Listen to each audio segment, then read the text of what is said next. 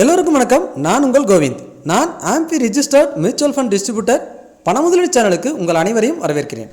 நம்ம பங்குச்சந்தை all time high பக்கத்தில் ட்ரேட் ஆகிட்டு இருக்கு. இருந்தாலும் சில பேர்த்தோட போர்ட்ஃபோலியோ இன்னும் 15% 30% வரைக்கும் லாஸ்ட்டில் இருக்கிறத பார்க்க முடியுது. இது எதை குறிக்குதுன்னா, நீங்கள் சரியாக போர்ட்ஃபோலியோ பில்ட் பண்ணல அப்படிங்கிற விஷயத்தை தான் குறிக்குது.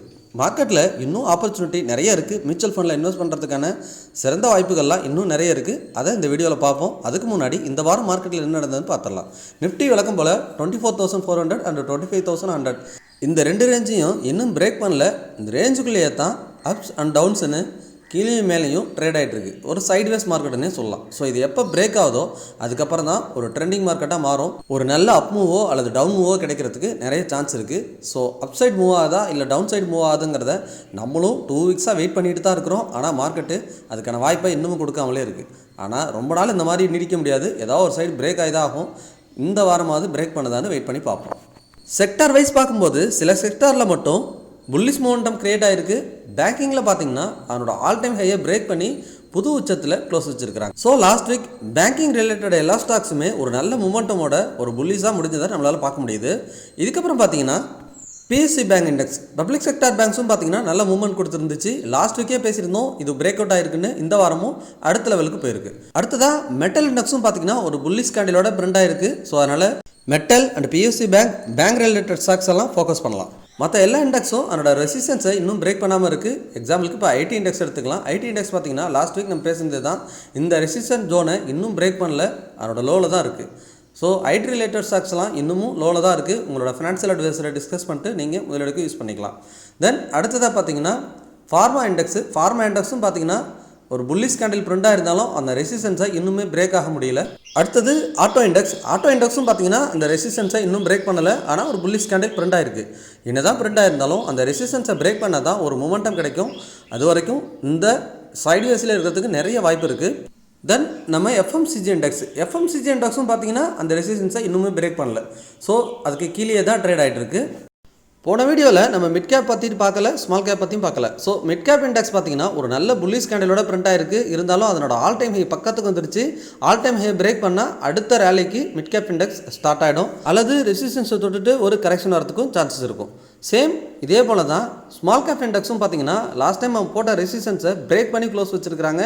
ஆனால் அதனோட ஆல் டைம் ஹை பக்கத்துக்கு வந்துருச்சு. So mid and small cap பங்குகள்லாம் பயங்கரமான ரேலியில் இருக்குது. ஸோ ரெசிஸ்டன்ஸ் தொட்ட உடனே ஏதாவது கரெக்ஷன் கொடுக்கறதுக்கும் வாய்ப்புகள் இருக்குது. அடுத்ததாக எனர்ஜி இண்டெக்ஸும் பார்த்தீங்கன்னா நம்மளோட ரெசிஸ்டன்ஸை இன்னும் பிரேக் பண்ணலை.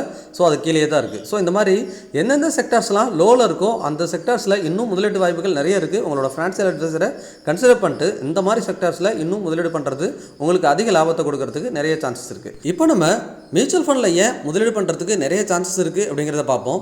தனியாக நீங்கள் ஒரு ஸ்டாக்கை வாங்கியிருந்தீங்கன்னா அந்த ஸ்டாக் சரியாக பர்ஃபார்ம் பண்ணலை, இல்லை லோலே இருக்குதுன்னா உங்களோட போர்ட்ஃபோலியோவே கீழே தான் இருக்கும்.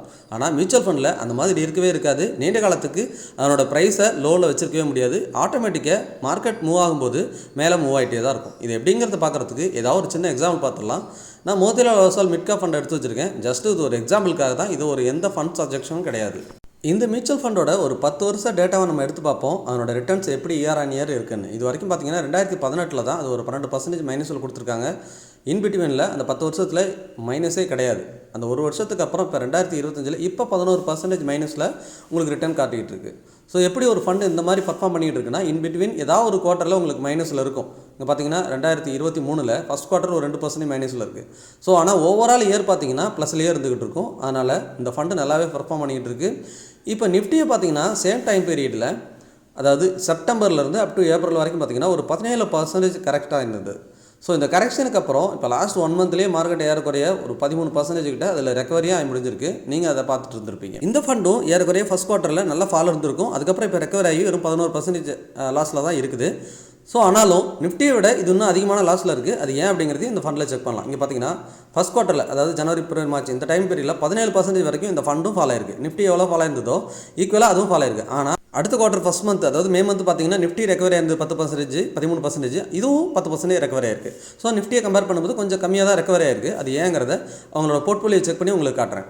இதில் ஒரு பியூட்டி என்னென்னா இந்த ஃபண்டில் எந்த டைம் பீரியடில் இன்வெஸ்ட் பண்ணியிருந்தாலும் லாஸ்ட்லேயே இருக்க மாட்டீங்க. இப்போ உங்கள் போர்ட்ஃபோலியோ ப்ளஸில் தான் இருக்கும். எக்ஸாக்டாக மார்க்கெட் ஆல் டைம் ஹையில் இருக்கும்போது செப்டம்பர் மாதம் இன்வெஸ்ட் பண்ணியிருந்தீங்கன்னா இப்போ கொஞ்சம் லாஸ்ட்டில் இருக்கிறது வாய்ப்பு இருக்குது. கூடிய விரைவில் அதுவும் ப்ளஸுக்கு வந்துடும். ஸோ இந்த ஃபண்டோட லாஸ்ட்டு 6 இயர்ஸில் ஆவரேஜ் என்ன வந்திருக்குங்கிறத எடுத்து பார்க்கலாம். இங்கே பார்த்தீங்கன்னா 2019 ஒரு 9%, அதுக்கப்புறம் 2020 ஒரு 8%, 2021 53% வரைக்கும் ரிட்டர்ன் கொடுத்துருக்கு. அதுக்கப்புறம் 2022 ஒரு 10%, 2023 ஒரு 41%, 2024 48%. ஸோ இந்த 6 வருஷத்தை நம்ம எடுத்துருக்கோம். ஸோ டிவைடட் பை 6 போட்டோம்னா இயர் ஆன் இயர் என்ன ரிட்டர்ன் கிடச்சிருக்கு அப்படிங்கிறது நம்மளால் பார்க்க முடியும். இங்கே பார்த்தீங்கன்னா 28% இயர் ஆன் இயர் ரிட்டர்ன் கொடுத்துருக்கு. ஸோ 2019 அப்புறம் நீங்கள் எந்த பீரியடில் இன்வெஸ்ட் பண்ணியிருந்தாலும் உங்களோட ஆவரேஜ் ப்ரைஸ் ஏறக்குறைய 15%லேருந்து 20% இருக்கும். யூனிட் அலர்ட் ஆகிறது நீங்கள் இன்வெஸ்ட் பண்ணுற டைமிங் பொறுத்து. அந்த டைமில் அட்லீஸ்ட் கொஞ்சம் மாடிஃபை ஆனாலும் கூட 28% இல்லைனாலும் around 20% minimum year on year இந்த ஃபண்டில் இன்வெஸ்ட் பண்ணியிருந்தால் உங்களால் எடுத்துருக்க முடியும். இதுவே நீங்கள் தனிப்பட்ட முறையில் ஒரு ஸ்டாக்கில் இன்வெஸ்ட் பண்ணியிருந்தீங்கன்னா இயர் ஆன் இயர் 20% எடுத்துருக்க முடியுமானா கொஸ்டின் மார்க் தான். ஏன்னா அந்தளவுக்கு நீங்கள் ஸ்டாக் செலெக்ஷன் பண்ணியிருக்கணும். இன்னமும் பார்த்தீங்கன்னா சில பேரோட போர்ட்ஃபோலியோவில் இருக்க ஸ்டாக்ஸ் எல்லாம் 20-30% வரைக்கும் ஃபால் இருக்கிறத நம்மளால் பார்க்க முடியுது. ஸோ அதனால தான் சொல்கிறோம், மியூச்சுவல் ஃபண்டில் இன்வெஸ்ட் பண்ணுறது எப்பயுமே அல்டிமேட். நீங்கள் மார்க்கெட்டை பற்றி எதுவுமே தெரியலனாலும் இன்வெஸ்ட் பண்ணிங்கன்னா ஆட்டோமேட்டிக்காக ரிட்டர்ன் ஜென்ரேட் பண்ணி கொடுத்துட்டே இருக்கும்.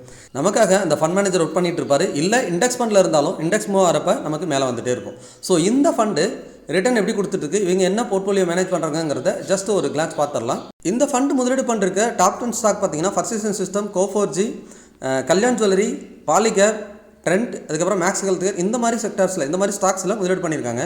ஸோ இந்த ஸ்டாக்ஸ் எல்லாம் எடுத்து இப்போ செக் பண்ணலாம். இப்போ ஃபஸ்ட்டு பார்த்தீங்கன்னா பர்சிஸ்டன்ட் சிஸ்டம்.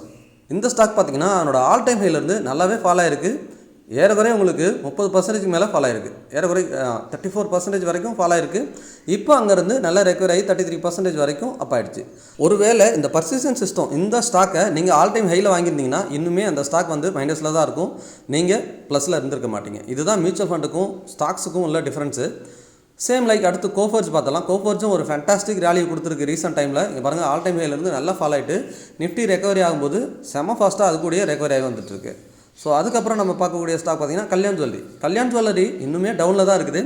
இந்த ஃபண்டு வந்துட்டு நிஃப்டியை விட கொஞ்சம் லோ ரிட்டர்ன் தான் கொடுத்துருக்கு. ரெக்கவரி கம்மியாக இருக்குன்னு பார்த்தோம். ஏன் அப்படின்னா இவங்க முதலீடு பண்ணிருக்க இந்த ஸ்டாக்ஸ் எல்லாம் இன்னும் நல்லா ரெக்கவரி ஆகலை. கல்யாண் ஜுவல்லரிலாம் இன்னும் அதனோட லோவில் தான் இருக்குது. இன்னும் ரெக்கவரி கொடுக்கல. அதாவது கோ4ஜ் அளவுக்கு ரெக்கவரி கொடுக்கல. பாலிகேப்பும் பார்த்தீங்கன்னா ஒரு சப்போர்ட் லைனில் இருந்து சூப்பராக மூவ் ஆகிட்டு இருக்குது. இதுவும் ஆல் டைம் ஹை நோக்கி போயிட்டுருக்கு. அடுத்த ஸ்டாக் பார்த்தீங்கன்னா ட்ரெண்ட்டும் பார்த்தீங்கன்னா அதனோட ஆல் டைம் ஹைலேருந்து நல்லாவே ஃபால் ஆகிருக்கு. அது சப்போர்ட் லைன்லேருந்து இப்போ தான் மூவ் ஆகிட்டுருக்கு. ஸோ அடுத்து மேக்ஸ் ஹெல்த் கேர் பார்த்தலாம். மேக்ஸ் ஹெல்த் கேர் பார்த்தீங்கன்னா இப்போ அதனோட ஆல் டைம் ஹைக்கு பக்கத்தில் ட்ரேட் ஆகிட்டு இருக்குது. நல்ல மூவ்மெண்ட்டில் இருக்குது. இந்த மாதிரி இந்த ஃபண்டு முதலீடு பண்ணிருக்கக்கூடிய சில பங்குகள் கீழே இருக்குது, சில பங்குகள் ஆல் டைம் ஹை பக்கத்தில் இருக்குது. இதனால தான் இன்னும் ரெக்கவரி ஆகாமல் இருக்குது. இந்த பங்குகள்லாம் திரும்ப மேலே வரும்போது இந்த ஃபண்டு திரும்பவும் ஒரு சூப்பரான ரேலியை கொடுக்க போகுது. இப்போ உங்களுக்கு புரிஞ்சிருக்கும் ஸ்டாக்ஸோட மியூச்சுவல் ஃபண்ட்லாம் ஏன் பெஸ்ட்டாக இருக்கும் அப்படின்னு சொல்லிட்டு. ஒருவேளை நீங்கள் பங்குச்சந்தையை பற்றி எதுவுமே தெரியலைனாலும் மியூச்சுவல் ஃபண்டில் இன்வெஸ்ட் பண்ணிங்கன்னா நல்ல ரிட்டர்னை பார்க்க முடியும்.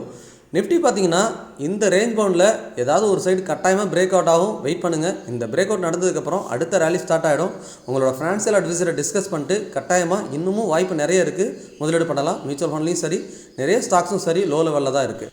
எய்தர் அப் சைட் கிடைச்சாலும் ஓகே, டவுன் சைட் கிடைச்சாலும் நாங்கள் ஆப்பர்ச்சுனிட்டியாக யூஸ் பண்ணி முதலீடு பண்ண ட்ரை பண்ணுங்கள். உங்களோட ஃபினான்ஷியல் அட்வைசரை கட்டாயமாக முதலீடு பண்ணுறதுக்கு முன்னாடி டிஸ்கஸ் பண்ணுங்கள். நான் ஆம்பி ரிஜிஸ்டர்ட் மியூச்சுவல் ஃபண்ட் டிஸ்ட்ரிபியூட்டர் மற்றும் IRDAயோட சர்டிஃபைடு இன்சூரன்ஸ் அட்வைசர். நீங்கள் நம்ம மூலிமா மியூச்சுவல் ஃபண்டில் முதலீடு பண்ணலாம். டேர்ம் அண்ட் ஹெல்த் இன்சூரன்ஸும் பெஸ்ட் சர்வீசஸை நம்மகிட்ட இருந்து வாங்கிக்க முடியும். ஸோ நம்மகிட்ட இந்த சர்வீசஸ்லாம் வாங்குறதுனால லைஃப் டைம் பாலிசி ரிலேட்டட் இஷ்யூவாக இருந்தாலும் சரி, இல்லை கிளைமிங் ரிலேட்டட் இஷ்யூவாக இருந்தாலும் சரி, லைஃப் டைம் சப்போர்ட் பண்ணிக்கிட்டு இருப்போம்.